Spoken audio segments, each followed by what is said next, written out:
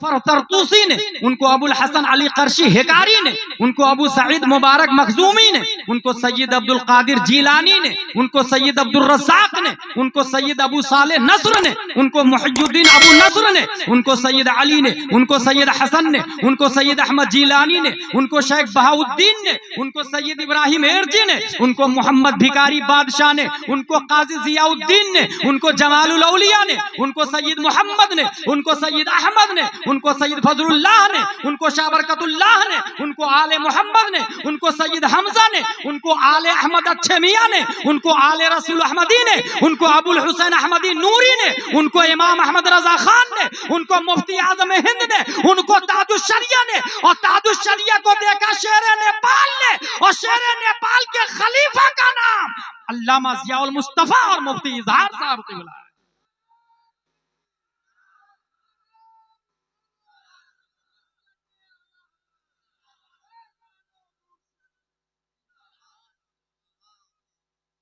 इस्लाम बचाना, इस्लाम बचाना, कैसे बचेगा इस्लाम?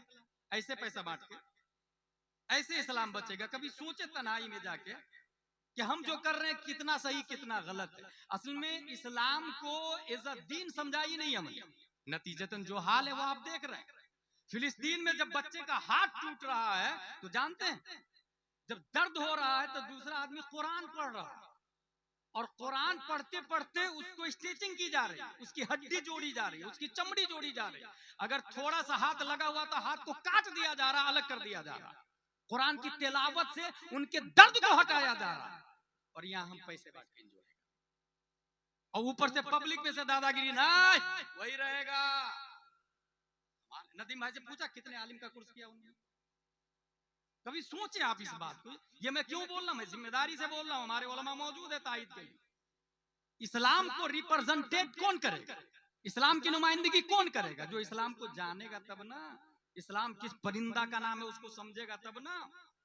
जो जानता है उसको पीछे कर दिया आप लोगों ने।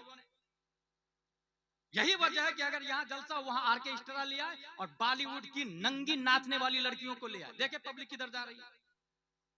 जिधर पब्लिक जाएगी इसका मतलब यह है कि हम इस्लाम को नहीं समझ रहे, हम तफन्नुने तबाह के लिए कर रहे हैं, हम तफन्नुने नफ्स के लिए कर रहे हैं, नफ्सानी ख्वाहिशात की तकमील कर रहे हैं। सवाल यह है कि एक बच्चे को कुरान की तिलावत से हाथ की चमड़ी जोड़ी जा रही है, क्या ये पॉसिबल है? क्या ये हो सकता है? मेडिकल डिपार्टमेंट में ये लिखा, focus on pain free areas if you are hurting pain in the nervous system, concentrate on what your hands can do indeed। यकीनन मेडिकल डिपार्टमेंट का लॉजिक है। हाथ में दर्द हो रहा उसको भूलना चाहते आप तो पांव पे तवज्जो देकर आपका पांव क्या क्या कर सकता है, पूरी तवज्जो पांव पर हो गई तो हाथ का दर्द आप भूल जाएंगे। इसी थ्योरी के, ये थ्योरी लिया है फिलिस्तीन वालों से मेडिकल, ये थ्योरी लिया है मेडिकल ने कुरान वालों से, क्योंकि 1400 साल पहले जब हजरत अली को तीर लगा था तो ये फैसला किया गया कि हालत नमाज में निकाला जाए। सुम्मा दखल फिन नवाफिल फजा तबीब शक्का जिल्दहु व कस्सरा अज़महु वस्तखरजा सहमहु व यस्तमिरु अमीरुल मोमिनीन फी सलाह। जब हजरत अली नवाफिल में मशगूल हुए, रब की इबादत में मशगूल हो गए, डॉक्टर आया, चमड़ी फाड़ा, तीर निकाला, फिर स्टेचिंग लगाया और हजरत अमीरुल मोमिनीन नमाज पढ़ते रहे। जानते हैं क्यों? क्योंकि पूरी तवज्जो कुरान की तिलावत और रब की इबादत में मशगूल थी, मबजूल थी। नतीजतन पता ही नहीं चला कि हड्डी तोड़ी जा रही है, चमड़ी काटी जा रही है, स्टेचिंग लगाई जा रही है। और इसी मोमेंट की तर्जमानी जब मेरा इमाम अच्छे रजा, प्यारे रजा, आशिक रजा, फाजिल रजा, अल्लाह की रजा, सहाबा की रजा, इमाम अहमद रजा खान फाजले ब्रेल भी करते हैं तो कलम से कहते हैं, लिख काटा मेरे जिगर से गमे रोजगार का, काटा मेरे जिगर से गमे रोजगार का, यूं खींच लीजिए कि जिगर को खबर ना हो। मेडिकल डिपार्टमेंट में जो सिस्टम और थ्योरी लिया ये उनसे लिया। चले भाई, इजराइल का क्या कहना है वो सुन ले। इजराइल बोल रहा है कि यरूशलेम बिलोंग्स टू द ज्यूज, मस्जिद अक्सा हमारी है। आपके पास क्या प्रूफ? खुसूसन उन बच्चों से कहूंगा जो पैसे लुटा रहे थे खिलाफे शरत तरीके से। भाई मैं तो ये पढ़ा हूं कि 3 शेर के बदले एक 3 शेर के बदले एक आदमी ने 3 लाख रुपए शायर को दे दिए, 3 शेर के बदले। और वो 3 शेर ये है, बलौतुन्नास कर्नन बाद कर्निन फलम अरा गैर खय्याली वकाली वलम अरा फिल खुतूब अशद वक़अन व असअब मिन मआदात रिजाली व दुख्तु मरारतल अशियाय तुर्रन फमा तामुन अमर मिन सुवाली। इन 3 शेर के बदले पढ़ने वाले कौन थे? हजरत अब्दुल्लाह बिन जुबैर। और जिसने 3 लाख दिरहम दिया था जानते कौन थे? हजरत अमीर मुआविया रदियल्लाहु ताला। लेकिन वो ऐसे लुटा के नहीं दिए थे जैसे आप दे रहे हैं। ये तरीका इस्लाम का तो नहीं था भाई साहब। लाखों रुपया नदीम भाई को देना, लेकिन वो अदब का सब तरीका होता है ना। नाचने वाले की तरह क्यों, डांसर वाले की तरह क्यों, आर्केस्ट्रा की तरह क्यों, इस्लाम की तरह शरीयत के दायरे में देना। वो लोग जो इस तरह पैसे दे रहे थे, बताए इसराइल बोल रहा है मस्जिद अक्सा हमारी है। आपकी क्या दलील है? मस्जिद अक्सा आपकी क्या दलील है? कहां लिखा हुआ? आज उसने बाबरी को तोड़ के अपना बना लिया। क्या सबूत है आपके पास वो आपकी है? इस पे कोई सोचने को तैयार नहीं। इजराइल का दूसरा दावा, और आर्मी है try day night to complete compare. हमारी ये फौज मेहनत और मशक्कत कर रही है मस्जिद अक्सा के लिए। हमारी क्या दलील है कि हम लोग मेहनत कर रहे हैं? उसका तीसरा चैलेंज है, the working we are doing for the benefit of people of फिलिस्तीन मस्ट बी एक्सेप्टेड। फिलिस्तीन को हम जितना दे रहे हैं उतना लेके खुश रहे हो। ये तीसरा दावा उसका। क्या जवाब है आपके पास? क्या करना चाहिए? हमारे हुकूक क्या है, राइट्स क्या है? एक बच्चा अपने बाप तो छोड़े, इस्लामी को नहीं समझ रहा वो। अच्छा, लोग समझ रहे कि वो 40 साल का है, 50 साल का, 60 साल का है। मैं बड़ी वाज़ेह मिसाल पूरे भारत में देता हूं कि जिस तरीके से ये मोबाइल देख रहे हैं, ये किसी 1 साल के बच्चे के पास दे रहे हैं, लात मार के नाली में फेंक देगा। डायमंड गोल्ड दे दे, नाली में फेंक देगा। आग दे दे, हाथ से पकड़ेगा, मुंह भी जला लेगा, हाथ भी जला लेगा। 1 साल का बच्चा डायमंड को लात मार के नाली में फेंक रहा, मोबाइल को फेंक रहा, और 3-4 साल के बाद मोबाइल के लिए झगड़ा करने लगता है। 50 साल के बाद वही बच्चा डायमंड को ताले पे ताला लगा के रखता है। ये डायमंड, ये 50 साल की उम्र की वजह से कद्र समझ में आ रही है या एजुकेशन की वजह से? इसका सीधा जवाब है, उम्र की वजह से वैल्यू नहीं समझ में आती, एजुकेशन की वजह से। यही वजह है कि यहाँ जो बच्चा पैदा हो रहा है ना भेमुआ में, उसको वहां डाल दे अंडमान निकोबार में, और 50 साल के बाद लेकर के आए, अभी भी वो मोबाइल को लात मार के फेंकेगा।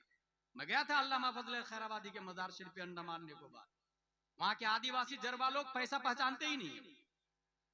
इसका मतलब यहाँ जो बच्चा पैदा हुआ वहां छोड़ दे, 50 साल के बाद लाए, अभी भी मोबाइल को लात मारेगा और डायमंड को लात मारेगा। इसका मतलब गोल्ड, सोना, चांदी, पैसे की वैल्यू समझ में जो आती है वो उम्र से नहीं, वो नॉलेज से, इल्म से, एजुकेशन से।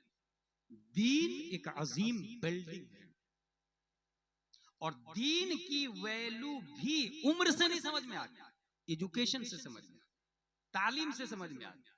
इसलिए उलमा को समझे।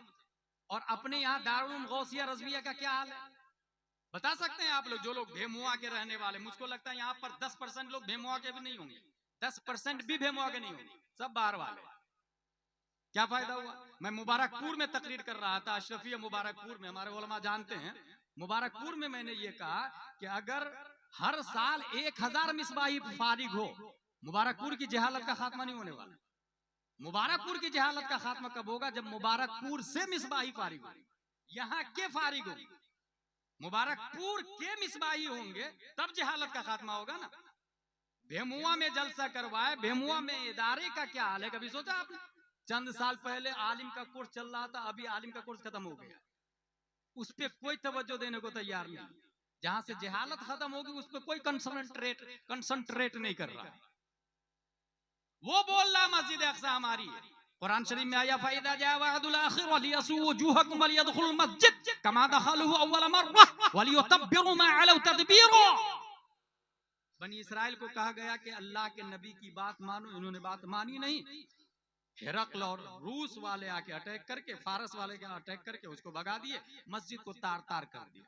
हासिल ये कि मस्जिद अक्सा इजराइल की नहीं है, बनाया है आदम अलैहिस्सलाम ने, इर्तिफा किया हजरत दाऊद अलैहिस्सलाम ने, याकूत हीरे जवाहरात से हजरत सुलेमान अलैहिस्सलाम ने सजाया बनाया। जिन्नातों ने तामीर की, हाकिम थे हजरत सुलेमान अलैहिस्सलाम। अब उन लोगों का ये कहना है कि ना ये हजरत मूसा अलैहिस्सलाम ने बनाया, क्रिश्चियन बोल रहे ना हजरत ईसा अलैहिस्सलाम,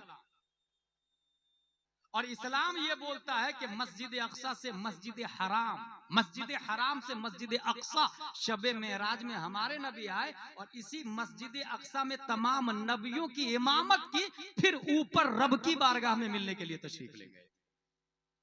मस्जिद अक्सा ही नहीं, पूरी दुनिया की मस्जिद हमारी है, पूरी दुनिया की। बाबरी भी हमारी है और अक्सा भी हमारी है। ये अपने बच्चे को कौन बताएगा? जो ऐसे ऐसे पैसा देता वो, जो नात खा को सुनता है, मुक्तरीर को पीछे डालता वो। 3 साल का बच्चा, 3 साल का बच्चा, बहुत बुनियादी बात बता रहा हूं, बच्चा खेल रहा था गिल्ली डंडा टाइप, बाप ने कहा अंत लैसा मिन शानिकल लइब मअल अत्फाल फअंत मन सौफ यफ्तहुल अक्सा। बेटा गिल्ली डंडा खेलने का जमाना नहीं है, अन करीब तुम मस्जिद अक्सा को फतह करने वाले हो। 3 साल के बच्चे को कौन बोल रहा? बाप बोल रहा। वही 3 साल का बच्चा 1187 ईस्वी में सलाहुद्दीन अय्यूबी बन के मस्जिद अक्सा को फतह कर लिया। कुछ समझ में आया? सलाहुद्दीन अय्यूबी थे वो 3 साल, बाप ने बोला तब ना भेजे में घुसा। और यहाँ बाप क्या कर रहा है वो देख रहे हैं? तब बाबरी को हम ले पाएंगे, मस्जिद अक्सा को ले पाएंगे? मैं सोच रहा हूं मैं तकरीर करूं कि रोऊं। उसका दूसरा दावा है हमारी आर्मी मेहनत और मशक्कत कर रही है। तीसरा दावा है हम जितना दे रहे हैं फिलिस्तीन को ले लेना चाहिए। चौथा दावा, Arab should apologize for the war that have started with Israel.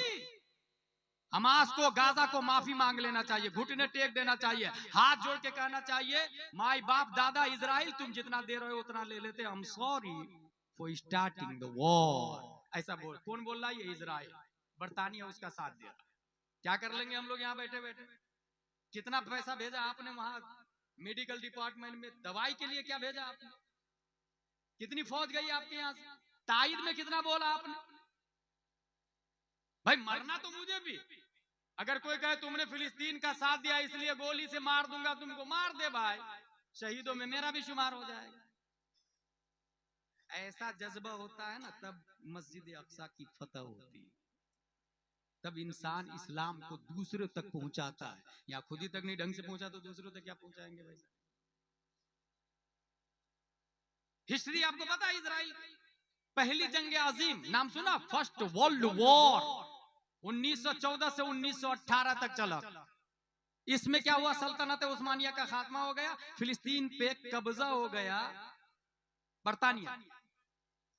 Hitler की वजह से दूसरी जंग अजीम हुई 1939 से लेकर 45 तक।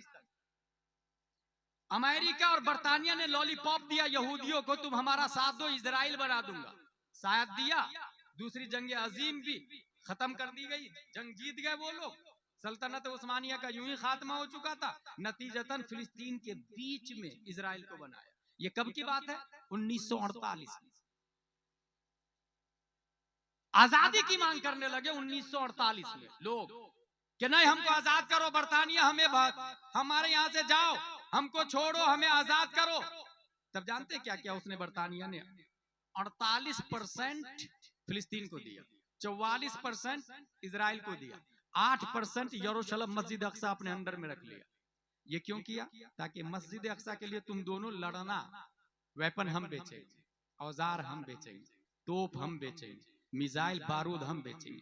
ठीक 1 साल पहले 1947 में भारत में यही किया था। 1857 से 1947 तक भारत गुलाम रहा है, ठीक है? आजादी से पहले जानते हो क्या किया उसने? इसको भी 3 हिस्सों में बांटा। एक हिस्सा पाक, एक हिस्सा भारत, दूसरा हिस्सा कश्मीर, न तुम्हारा न तुम्हारा, दोनों लड़ो इसके लिए, वेपन हम बेचेंगे, औजार हम बेचेंगे। ये कहां से गेम चल रहा है आप सोच भी नहीं सकते, क्योंकि आपको जलसक का तरीका ही नहीं पता है तो दूसरी चीज क्या सोचेंगे? दावत दे रहे हैं गुलजार मियां को, अब 50 कैमरे का इंतजाम कर रहे हैं, कहां से समझ में आएगी बात भाई? सोचे आप कहां से गेम किया जा रहा पूरी दुनिया के अंदर। नतीजतन यहां पर कश्मीर के लिए लड़ाई हो रही, वहां मस्जिद अक्सा के लिए लड़ाई हो रही, इजराइल बोल रहा माफी मांग लो। हमें करना क्या चाहिए? एक हदीस बताता हूं, लौलम यबqa मिन दुनिया इल्ला यौम लतवल्लाहु ज़ालिकल यौम हत्ता युकातिल आखिर हादिल उम्मत दज्जाल। क़ील ऐनहुम या रसूलल्लाह? क़ाल अंतुम शर्क़िया नहर अल-उर्दुन व हम ग़रबिय्या हत्ता यख्तबल यहूदी मिन वराइ शजर अविल हजर फयक़ूलु शजर अविल हजर ताल या मुस्लिम हादल यहूदी फ़क़्तुलहु। हदीस शरीफ के अंदर आया, दुनिया का आखिरी दिन बाकी हो, आखिरी दिन बाकी है, अल्लाह ताला उस दिन को लंबा करेगा। क्यों लंबा करेगा? ताकि इस उम्मत का आखिरी फितना यहूदी दज्जाल को दुनिया से खत्म। इसका मतलब जानते हैं क्या होगा? अगर वो पत्थर और दरख्त के नीचे छुप जाए तब भी आवाज आएगी, पत्थर बोलेगा, दरख्त बोलेगा मुस्लिम यहाँ पर आओ, ये यहूदी है, इसको मारो। ये हदीस शरीफ के अंदर आया। वो बोल रहा माफी मांग लेना चाहिए। भाई साहब किस बात की माफी? 7 अक्टूबर 6:30 बजे 20 मिनट के अंदर जब 5000 रॉकेट फायर किए गए, पूरी दुनिया ने कहा Hamas terrorist, Hamas terrorist, Hamas terrorist. तेरे बाप की मर्जी चलती, जिसको चाहेगा टेररिस्ट बना देगा। भाई किसकी वजह से टेररिस्ट? क्यों टेररिस्ट?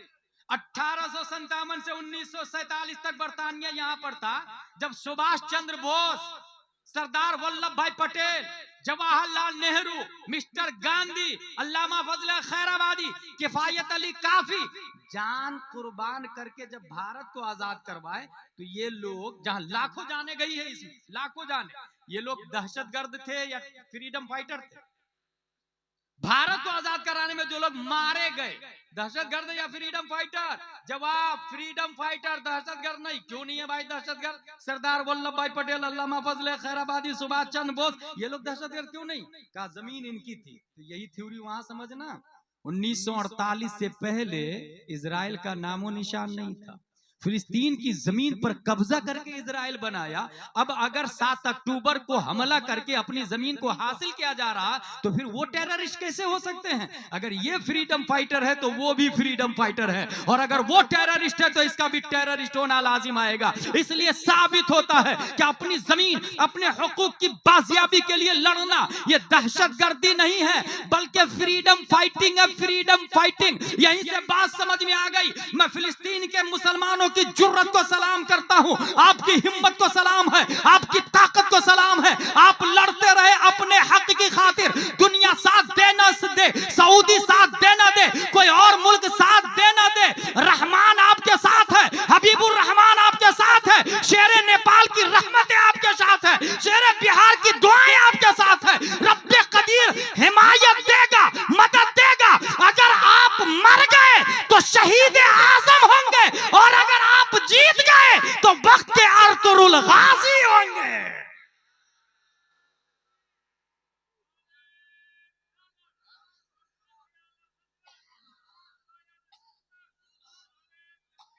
ये जो बातें मैं बोल रहा हूं ना, मैं सिर्फ इसलिए बोल रहा हूं, मैं भी जाहिल था। शेरे नेपाल अली रहमत के यहां पढ़ा, मैं हिफ्ज किया, कारी किया, आलिम किया, फाजिल किया, जामे अजहर गया, मुफ्ती बना, और उसके बावजूद भी अभी पढ़ ही रहा हूं। इतना जरूर याद है, भेमुआ को मैं बचपन से जानता हूं, जब मेरी उम्र 7-8 साल की थी और शेरे नेपाल अली रहमत के यहाँ पढ़ रहा था, तो यहाँ के मौलाना कैस थे, मुझे एक कुर्ता दिया था पहनने के लिए, उनका एहसान है। उस वक्त से मुझे भेमुआ याद है। शेरे नेपाल अली रहमत, शेरे बिहार अली रहमत, इस्लाम क्या है खुद से नहीं समझ सकते, इसलिए उलमा का सहारा लेना पड़ता है। इसलिए जो शख्स शेरे बिहार और शेरे नेपाल से अलग है, मरकज वो नहीं हो सकता, सेंटर पॉइंट वो नहीं हो सकता। अगर इस्लाम और सुन्नियत की बका चाहते हैं तो अकाबिरीन से जुड़े, अपने बुजुर्गों से जुड़े। क्योंकि मैंने देखा है, इंतखाब कदीरी तादु शरीयत से कटा, मुफ्ती आजम हिंद से कटा, कहां गायब हुआ, google.com भी ढूंढने से कासिर है। इसलिए अपने अकाबिरीन के कदमों से मजबूती से जुड़े रहे। जो शख्स शेरे नेपाल का बागी है, उसके प्रोग्राम में भी न जाए न आए और न उसके मदरसे में ताउन दे। ऐसे ही नेपाल का सुलह कुल्ली आजम उस्मान कबटौली को जो बुलाता है अपने जलसे में या उसके साथ कहीं होता है, उसे भी समाज से, मदरसे से, मस्जिद से बाइकाट करे, वो शख्स सुन्नी सही उल अकीदा नहीं हो सकता है। क्या वजह है कि ताजुश शरियत शेर नेपाल पे भरोसा करते थे? अगर कोई ये कहता था कि मैं सुन्नी सही उल अकीदा हूं, मुझे खिलाफत दे दे या इमामत की जगह दे दे और मेरा घर नेपाल है, तो ताजुश शरियत फरमाते थे नेपाल में मोहम्मद जैद सिद्दीकी शेर नेपाल है, जा उनसे लिखवा करके ले आओ कि तुम सुन्नी हो। तो उस शख्स ने जवाब दिया, ये किताब में लिखी हुई बात है, उस शख्स ने कहा हजरत 1000 नेपाल के उलमा से लिखा लूंगा, शेर नेपाल से नहीं लिखा सकता हूं मैं। ताजुश शरियत ने फरमाया वो 1000 काम के नहीं है, तुम एक शेर नेपाल से लिखा लो, हमारे लिए वही काबिल एतमाद है। कुछ समझ में आ रहा? इस्लाम हर शख्स दावा कर रहा। गांधी भी कुरान पढ़ता, वहाबी भी बोलता मैं मुसलमान, देवबंदी भी बोलता मैं मुसलमान, मुअतज़िला भी बोलता मैं मुसलमान। उर्फी वहाबी और ओरिजिनल वहाबी बाज़ाब्ता तक़सीमें की जा रही है। इसलिए ऐसे में ईमान को बचाना हो ना, तो शेर नेपाल काजी नेपाल बना के इनको गए, अपना जानशी बना के इनको गए। उलमा ने काजी नेपाल बनाया, खिलाफत दी हुजूर शेर नेपाल ने मुफ्ती इजहार साहब, जिनकी तारीफ अकाबिरीन भी करते, सीधे साधे। यही नाइब मुस्तफा की पहचान होती है, यही ओरिजिनल आलिम की पहचान होती है। पहली बात, जलसे का तरीका 2 दिन न 1 दिन होगा। गुलजार मियाँ आएंगे, सरकार गुलजार मियाँ वली है अल्लाह की, ये मैंने पहले ही बता दिया, और ये मैंने हुजूर मुहद्दिस कबीर ने बताया। हमने जब बात की तो ये हमको बताया गया कि हजरत की तबीयत खराब है, मगर मेरी अकीदत कहती है उनके पास इल्म गैब है। ये 25-25 कैमरा देख के उन्होंने कहा यहाँ जाना ही नहीं। जिम्मेदारी तो सबकी है ना भाई। जलसा 2 दिन का नहीं, 1 दिन का हो, एक खतीब, एक शायर, एक पीर साहब, बाकी तमाम लोग को दावत है, लेकिन बरकत के लिए, तबर्रुक के लिए, और कोई ना कोई मकसद हो। जैसे दारुल उलूम गौसिया रज़विया को चालू करना है, दरस निजामी लाना है, उसके ये मकसद होना चाहिए। कोई मकतब चालू करना है, ये मकसद होना चाहिए। कोई मस्जिद बनानी है, ये मकसद होना चाहिए। समाज में कोई सिस्टम और तबाही फैली हुई है, उस तबाही को खत्म करना है, वो एक टारगेट होना चाहिए। मुकर्रिर साहब को मौजू दे दिया जाए, जहेज यहाँ हमारे यहाँ बहुत ज्यादा चलता है, इसी के ऊपर आपके 1 घंटे की तकरीर होगी, और ये हैंड टू हैंड मौजू नहीं दिया जाता, साल 1 महीना 2 महीना पहले दिया जाता, जैसे अजहर वगैरह में होता, मिस्र वगैरह में होता। वो तैयारी करके आते हैं, अपने मौजू पे तकरीर करते। ये तरीका है जलसे का, इससे हजारों फायदे होते हैं। मैं जानता हूं एक जलसा लोग तौबा करके नहीं जाते थे उस जलसे, बल्कि लोगों की लाशें उठाई जाती। वो जलसा गौसे आजम का जलसा होता था। मुकर्रिर खुसूसी शेख अब्दुल कादिर जिलानी हुआ करते थे। मेरे भाई, अपनी बच्ची अपने बच्चे को मकतब में भेजे। शेर नेपाल बिहार में हुजूर शेर बिहार हैं, नेपाल में हुजूर शेर नेपाल है। ये मरकज के मुअतमद है, इनके जानशी दोनों जगह मौजूद है। अपनी अकीदत और मोहब्बत और थ्योरी ऑफ इस्लाम, मरकज अहले सुन्नत बरेली शरीफ क्या है, ये यहीं से समझ में आएगा। इसलिए इनसे मजबूती से जुड़े रहे। रब्बे कदीर हम सबको कुरान शरीफ, हदीस शरीफ, फिक्र शरीफ पढ़ने, समझने, अमल करने की तौफीक अता फरमाए। मोहम्मद व आलिहि वसल्लम सलातो व सलाम अलैका या रसूलल्लाह। नदीम भाई की एक फरमाइश थी कि धामनगर शरीफ में जो मरकज के हवाले से आपने बोला है वो बता दीजिए, क्योंकि सब लोग उनसे फरमाइश करते हैं, वो मुझसे कर दिए तो मैं बता ही देता हूँ। धामनगर शरीफ में लाखों का मजमा था। हुजूर मुजाहिद मिल्लत, इतने बड़े वली का नाम है, इतने बड़े वली का नाम है कि एक बार मैं इलाहाबाद भारतगंज में तकरीर करने गया तो वहां का एक नेता बोला कि एक जमीन के लिए केस लड़ रहा हूं। मैंने कहा क्यों? कहा वो जमीन की रजिस्ट्री निकाली गई तो पता चला मुजाहिद मिल्लत के नाम से रजिस्ट्री थी। इतने रईस आदमी थे कि 50,000 गवर्नमेंट को टैक्स भरते थे, उसके बावजूद फकीर बन के रहते थे हुजूर मुजाहिद मिल्लत। दारुल उलूम हबीबिया इलाहाबाद में पढ़ाते थे। अच्छा, खाना बनाने के लिए एक खातून थी, एक दिन खातून नहीं आई, कहीं चली गई, तो अपनी ज़ौजा को बुलाया उन्होंने, हुजूर मुजाहिद मिल्लत ने, कि आप आइए और उनकी जगह खाना बना दीजिएगा। उन्होंने कहा क्यों नहीं, उनकी ज़ौजा खाना बनाती। मदरसे ऐसे कुर्बान दिए हैं इन लोगों ने, तब मदरसे यहाँ तक पहुंचे हैं। हुजूर मुजाहिद मिल्लत का उर्स हो रहा था, लाखों का मजमा था। वहां एक बात ये मैंने बताई कि मरकज अहले सुन्नत जो बरेली शरीफ है, आला हजरत मुफ्ती आजम है, ये देखिए वो साहब हंस रहा है, वो क्या तकरीर सुनेंगे ये साहब, ये देखिए, देखा है उसको क्या बोला मैंने, बता मैंने क्या बोला, बता, यही सुने समझे। मरकज अहले सुन्नत बरेली शरीफ है, लेकिन जब तादुश शरीयह का इंतकाल हुआ तब हिंदुस्तान का बहुत बड़ा खतीब, नाम नहीं बताऊंगा, बहुत बड़ा खतीब, उसने ये कहा कि अब मरकज बरेली शरीफ नहीं है।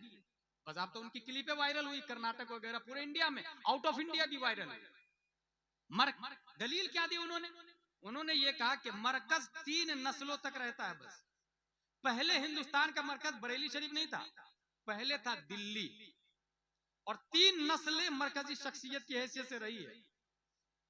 शाह वलीउल्लाह मोहद्दिस देहलवी, शाह अब्दुल अजीज मोहद्दिस देहलवी, शाह अब्दुल कादिर देहलवी। मरकज खत ट्रांसफर हो गया दिल्ली से खैराबाद।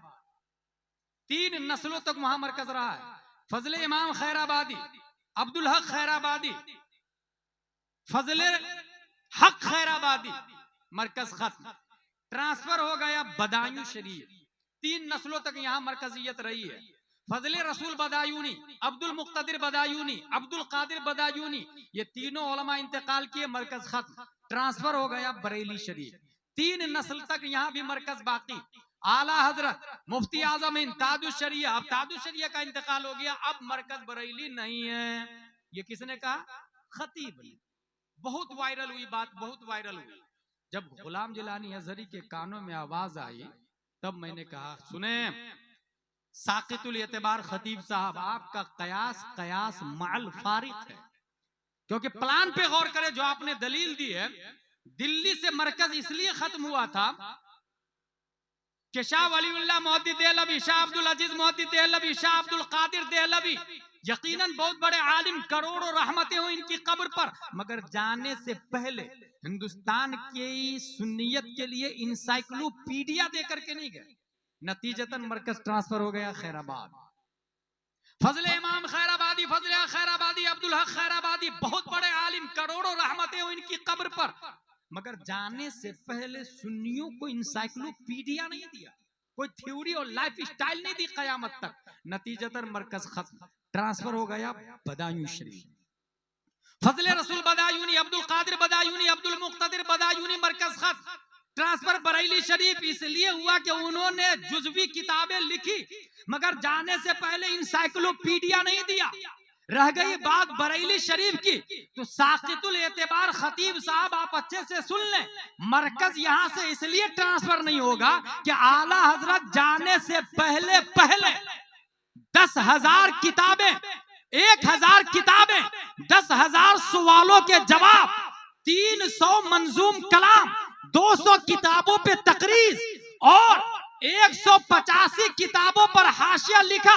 आला हजरत आलिम का नाम है, इंतकाल आलिम का होता है, लेकिन आला हजरत जाने से पहले फतावा रज़विया दे करके गए। फतावा रज़विया आलिम का नहीं, इल्म का नाम है और वो आज भी मौजूद है। कंजुल ईमान आलिम का नहीं, इल्म का नाम है। मसलक आला हजरत की दलील फतावा रज़विया है, कंजुल ईमान है जो आज भी जिंदा है। कंजुल ईमान नहीं मरता है, फतावा रज़विया नहीं मरता है। पता ये चला मसलक आला हजरत की दलील फतावा रज़विया कल भी जिंदा था, आज भी जिंदा है और कयामत तक जिंदा रहेगा। जब तक फतावा रज़विया कंजुल ईमान जिंदा रहेगा तब तक हमारा मरकज बरेली रहेगा।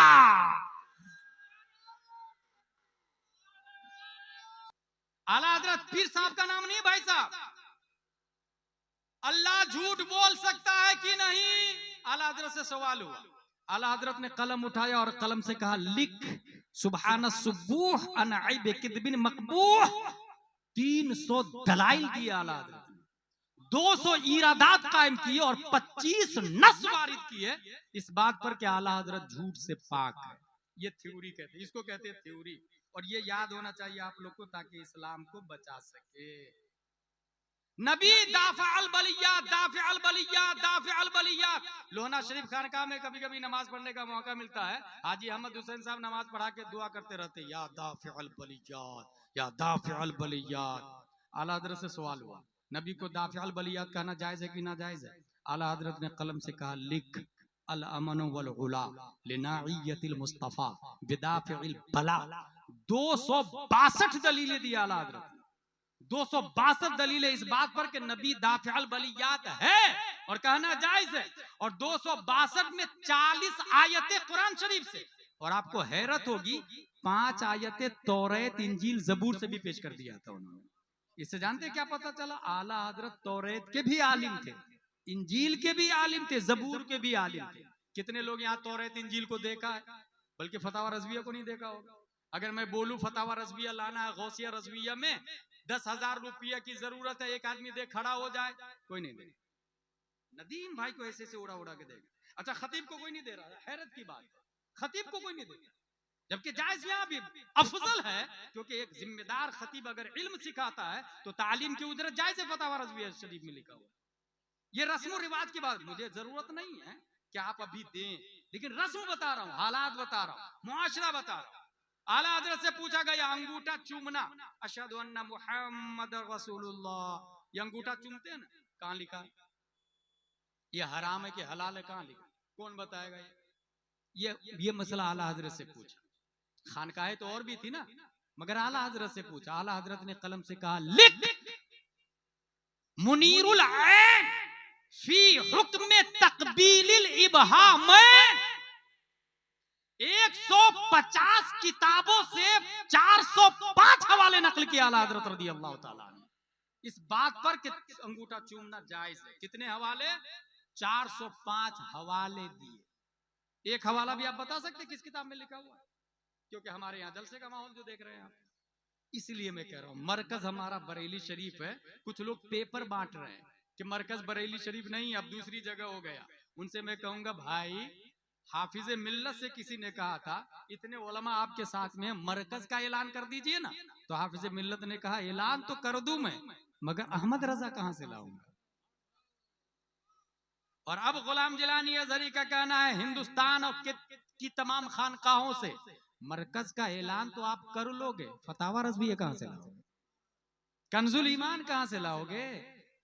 नेपाल में भी कुछ लोग मरकज बदलना चाह रहे हैं भाई, लोहना शरीफ को हटाकर मरकज कहीं और ले जाना चाह रहे हो। मरकज इमारत तो बना लोगे, शेर नेपाल कहां से लाओगे?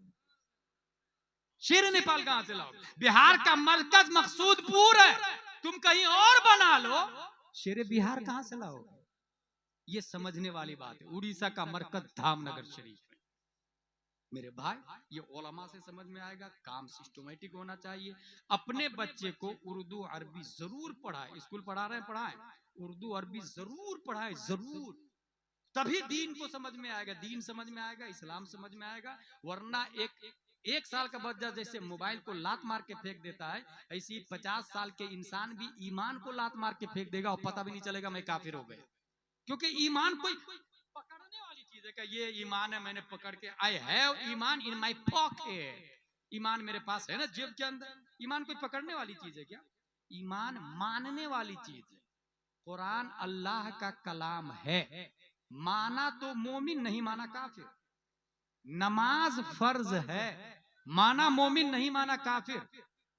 रोजा फर्ज है, माना मोमिन, नहीं माना काफिर। निकाह के बगैर औरत हलाल नहीं होती, लिविंग रिलेशनशिप हराम है, माना मोमिन, नहीं माना काफिर। ये कब से ये सब लिखा हुआ है किताबों में। इसलिए मैं कह रहा हूं, खुद नहीं पढ़े तो उलमा से जुड़ जाए, बच्चों को जरूर पढ़ाए, सुलह कुल्लियों से अलर्ट रहे। जो लोग अकाबिर के मुखालिफ है, अकाबिर हिंद को ढोल के पोल बोलते हैं, मसलक के मुखालिफ है, तादुश्शरिया के मुखालिफ है, अपने ईमान की हिफाजत उन लोगों से दूर रह के करे। न मदरसे में चंदा ने, न अपने बच्चे को भेजे। अच्छा, डिसाइड कौन करेगा? ये मदरसा सुलह कुल्ली ग्रुप का है, उस्मानी ग्रुप का, कौन डिसाइड करेगा? आप मत डिसाइड करना, उलमा से पूछो, मुफ्ती इजहार साहब से पूछो, अल्लामा ज़ियाउल मुस्तफा साहब से पूछो। बासलाहियत उलमा बताएंगे कि कौन सुन्नी सही अकीदा है। वमा अलैना इल्लल बलाग। अस्सलामु अलैकुम। खड़े होकर सलातो सलाम पढ़ लें।